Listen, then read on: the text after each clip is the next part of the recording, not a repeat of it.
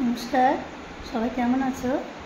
আজকে আমি যেটা করব সেটা হলো যে শাপলা, যেটা কচুর শাকের মতো করে কেটে নিয়েছি। সেই শাপলাটা কালো জিরে আর ওই রসুন দিয়ে খুব শর্টকাটে কালো জিরে রসুন ফোড়ন দিয়ে শাপলা ভাজা করব।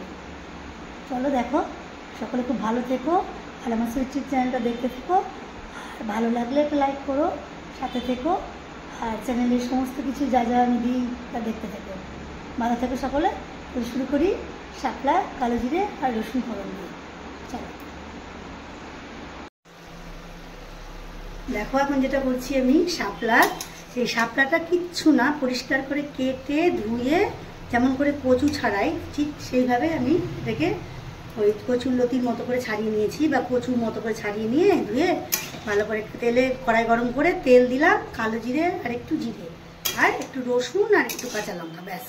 এই যে দেখছো তোমরা, এই রসুন একটু থেতো করে আর কাঁচা লঙ্কা এই দিয়ে কালো জিরে ফোড়ন দিয়ে কড়াইয়ের মধ্যে দিয়ে দিয়েছি। প্রথম থেকে দেখাতে পারলাম না, ভাবছিলাম যে ভুলে গেছি দেখানোর পরে, তারপর হঠাৎ মনে পড়লো যে না দেখিনি।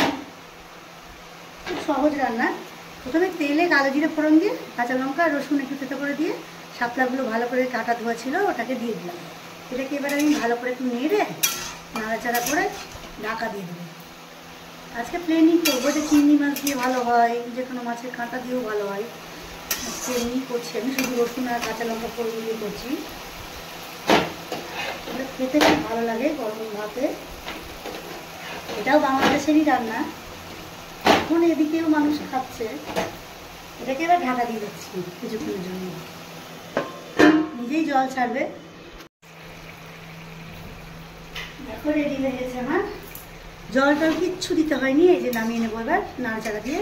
সামান্য একটু চিনি দিয়ে দিলাম, সামান্য একটু চিনি দিয়ে আমার রেডি শাপলা কালো জিরে দিয়ে আর রসুন দিয়ে। এটা গরম ভাত দিয়ে খেয়ে দেখবে, এত ভালো লাগে।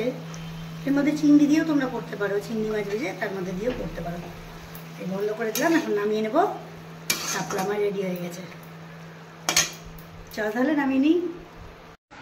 দেখো নামিয়ে নিয়েছি কালো জিরে ফোড়ন রসুন ফোড়ন দিয়ে শাপলা কাঁচা লঙ্কা দিয়ে।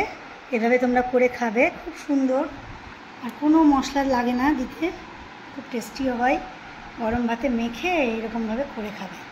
সকলে খুব ভালো থাকবে আর নিজের ভালো লাগার কাজগুলো 5 মিনিট হলেও নিজেকে সময় দিয়ে সেই কাজগুলো করার চেষ্টা করবে।